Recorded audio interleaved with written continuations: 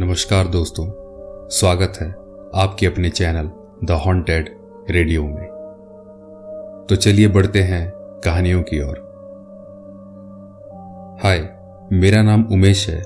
मुझे भूतिया कहानी सुनना बहुत ही पसंद है, बचपन से ही। आज की ये कहानी मुझे मेरे नाना जी ने सुनाई है। ये बात कई साल पुरानी है। तब मेरे नाना जी 28 साल के नौजवान थे। वो गांव के स्कूल में टीचर थे। उन्हें स्कूल बहुत ही पसंद था। कई बार तो रात को वो स्कूल में सो भी जाते थे। स्कूल में उनका एक कमरा भी था। उस कमरे में एक बेड, टेबल, कुर्सी और कुछ किताबें रखे हुए थे। एक दिन रात को नाना जी का झगड़ा हो गया था नानी जी के साथ, इसीलिए वो बिना खाए ही अपने स्कूल चले गए रात को सोने। कुछ देर किताबें पढ़ने के बाद उन्हें नींद आने लगी तो वो सो गए। रात को अचानक उनकी आंख खुली। उन्हें स्कूल के पीछे से कुछ आवाजें आने लगी थी। स्कूल के पीछे एक छोटा और गंदा सा तालाब था। वो तालाब कम और दलदल ज़्यादा था। नाना जी ने खिड़की से देखा, पर अंधेरे के कारण कुछ भी ठीक से दिखाई नहीं दे रहा था। तभी नाना जी उठे और कमरे से बाहर आकर उस तालाब की ओर देखने लगे। अब उन्हें कुछ धुंधला धुंधला दिखाई दे रहा था। उन्होंने देखा उस तालाब में से कोई आदमी बाहर निकल रहा है। ये देखकर उन्हें काफ़ी अजीब लगा, क्योंकि एक तो वो तालाब काफ़ी गंदा और कीचड़ से भरा हुआ है, और दूसरी बात, इतनी रात को कौन भला नहाता है ऐसी कीचड़ वाली जगह में। नाना जी को अचानक डर लगने लगा। वो दोबारा कमरे में आ गए और दरवाज़ा अच्छी तरह से बंद कर दिया। कुछ ही देर बाद अचानक उनके कमरे का दरवाज़ा ज़ोर ज़ोर से बजने लगा। अब नाना जी और भी ज़्यादा डर गए और डरते हुए पूछा, कौन है बाहर? पर बाहर जो भी था उसने कोई जवाब नहीं दिया और दरवाजा पीटे ही जा रहा था। नाना जी ने थोड़ी हिम्मत करके खिड़की के पास गए और खिड़की को थोड़ा सा खोलकर बाहर देखा। बाहर का नज़ारा देखते ही वो डर के मारे वहीं पसीज गए। उन्होंने देखा एक काफ़ी दुबला पतला आदमी बाहर उनका दरवाज़ा पीट रहा था। वो आदमी बिल्कुल कीचड़ से सना हुआ था और उसके हाथों में उंगलियां ही नहीं थी। उसे देखते ही नाना जी को पता चल गया वो कोई इंसान नहीं। सुबह के 5 बजे तक उनका दरवाज़ा वैसे ही बजता रहा। फिर सूरज उगने के बाद दरवाज़ा बजना बंद हो गया। नाना जी रात भर नहीं सोए थे। फिर उन्होंने डरते हुए दरवाज़ा खोला। बाहर कोई नहीं था, पर कमरे के बाहर कई जगहों में कीचड़ लगे हुए थे। नाना जी ने गांव वालों को ये बात बताई और सबको वो कीचड़ भी दिखाया। कुछ लोगों ने कहा कि उस तालाब में कई साल पहले एक आदमी की मौत हो गई थी और वो उसी की ही आत्मा होगी। फिर कुछ 1 साल बाद सारे गांव वालों ने मिलकर उस तालाब के ऊपर एक मंदिर बनवा दिया। उसके बाद कभी कुछ ऐसा नहीं हुआ। ये दूसरी कहानी हमें अखिलेश जी ने भेजी है। ये कहानी उनके गांव में काफ़ी पॉपुलर है। कई साल पहले उनके गांव वाले घर में बाली नाम का एक नौकर काम किया करता था। जैसा नाम वैसा ही इंसान था। काफ़ी मजबूत शरीर वाला था और वो काफ़ी निडर भी था। वो हर काम जानता था। ज़्यादातर वो अखिलेश जी के खेतों में काम किया करता था। एक बार रात को खेत में पानी लगाना था तो अखिलेश जी के पापा ने बाली को रात में खेत को जाने के लिए कहा। बाली रात का खाना खत्म करने के बाद खेत की ओर चल पड़ा। चांदनी रात थी, चारों ओर चांदनी फैली हुई थी, ठंड हवाएं चल रही थी। बाली खेत पर पहुंचा और अपना काम करने लगा। पानी लगाने के बाद बाली खटिए पे लेट गया और कुछ ही देर में वो सो गया। अचानक कुत्तों के रोने की आवाज़ से उसकी नींद खुली। वो उठा और इधर उधर देखने लगा। उसने देखा पास वाले खेत की ओर मुंह करके कुछ कुत्ते रो रहे हैं। कुत्तों का रोना अपशगुन माना जाता है, इसीलिए बाली अपनी लाठी लेकर उन कुत्तों को भगाने चला गया। पर कुछ अजीब बात हुई। बाली को देखते ही वो कुत्ते उसके पीछे आ गए और वो कुत्ते काफ़ी डरे हुए थे। बाली का दिमाग चकरा गया, क्योंकि वो सब जंगली कुत्ते थे और जंगली कुत्ते कभी किसी से नहीं डरते थे। तभी बाली की नज़र उसी पास वाले खेत के आम के पेड़ पर पड़ी। उसने देखा उस आम के पेड़ के नीचे 4 औरतें एक गोल आकार में बैठी हुई थी वो सब बिना कपड़ों के थे। चांद की रोशनी में सब कुछ साफ साफ दिख रहा था। बाली छुपते हुए उनके और थोड़ा नजदीक गया तो उसे पता चला कि वो सब डायन थी और वो कुछ क्रियाएं कर रही थी। बाली के देखते ही देखते चारों में से एक औरत ने एक तलवार निकाली और उसके पास वाले औरत का सर काट दिया। ये देखकर बाली का तो डर के मारे बुरा हाल हो गया था। पर यह तो कुछ भी नहीं था, आगे तो कुछ और भी डरावना होने वाला था। कुछ ही देर बाद उस औरत ने बाकी दोनों औरतों के भी सर काट दिए। फिर बाली ने बहुत ही भयानक मंजर अपने सामने देखा। उन तीनों सरकटे औरतों के धड़ अचानक से जिंदा हो गए और वो भी बिना सर के।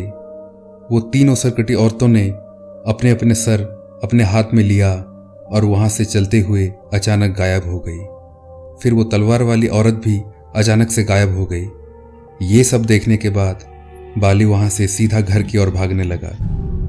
घर पहुंचते ही वो बेहोश हो गया। अगले दिन उसे काफी बुखार हुआ। फिर 2-3 दिन बाद वो ठीक भी हुआ। ठीक होने के बाद ये पूरा किस्सा उसने सबको बताया। ये तीसरी कहानी भेजी है मयूर जी ने।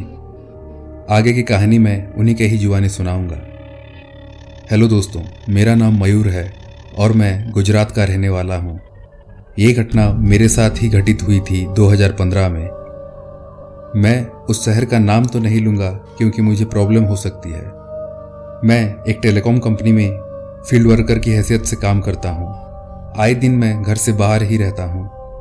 एक बार टावर इंस्टॉलेशन करने में मैं और मेरी टीम एक गांव में गए हुए थे। जिस प्लॉट पर टावर लगाना था वो प्लॉट गांव के बाहर था और उस प्लॉट के कुछ ही दूर पर एक कब्रिस्तान था। उस प्लॉट के आसपास एक भी घर नहीं था और पूरा इलाका एकदम सुनसान था। रात को तो इतना सन्नाटा रहता था कि दिल की धड़कनें भी साफ सुनाई देती थी। फिर हमारी टीम ने वहां टेंट लगाया। 3-4 दिन तो आराम से गुजर गए, पर उसके अगले दिन रात को काफ़ी ठंड पड़ने लगी।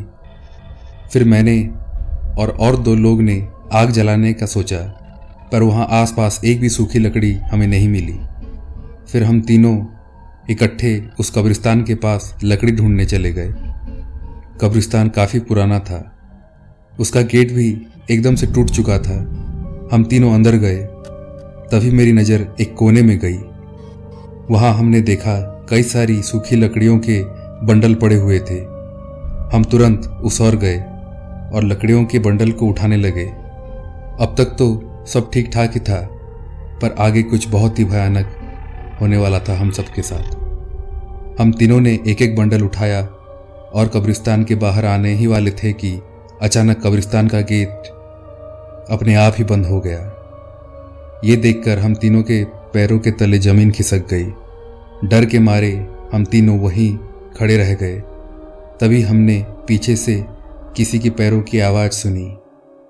इतनी ठंड में भी हम तीनों को पसीना आने लगा था। हमने धीरे धीरे पीछे पलटा तो देखा लकड़ियों के ढेर के ऊपर एक अजीब सी आकृति खड़ी थी। वो दिखने में तो एक छोटी बच्ची की तरह थी, पर उसके हाथ उसके शरीर से भी ज्यादा लंबे थे और उसका पूरा शरीर जला हुआ था। उसने इशारे से हमें लकड़ियों को नीचे रखने को कहा। हमने चुपचाप लकड़ियां नीचे रख दिया। लकड़ियां नीचे रखते ही कब्रिस्तान का गेट अपने आप ही खुल गया। गेट खुलते ही हम बाहर की ओर भागने लगे और अपने टेंट पर जाकर ही रुके। फिर काम खत्म होने तक हमने कभी उस ओर देखा ही नहीं। ये चौथी कहानी है राजन की। मैं एक कुरियर कंपनी में डिलीवरी बॉय का काम करता हूँ। पिछले महीने मेरे साथ एक काफ़ी डरावनी घटना घटित हुई थी। सोचता हूँ तो भी डर लगने लगता है।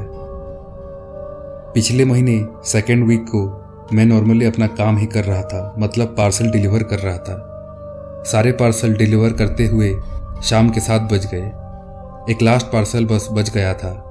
फिर मैंने उस पार्सल के एड्रेस पर देखा और निकल पड़ा। फिर कुछ देर बाद मैंने एक अपार्टमेंट के सामने बाइक रोकी।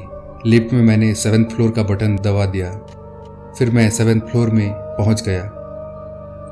मैंने फ्लैट नंबर 703 का कॉलिंग बेल भी प्रेस किया। 5 मिनट हो गए, पर किसी ने कोई जवाब नहीं दिया, ना ही कोई दरवाज़ा खोला।